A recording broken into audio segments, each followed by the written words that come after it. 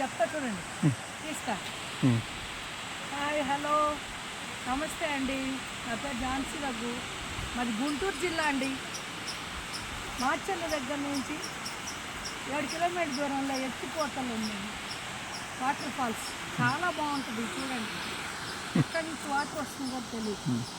Locality చాలా బాగుంటుంది, ప్రశాంతంగా ఉంటుంది, పీస్ఫుల్గా ఉంటుంది.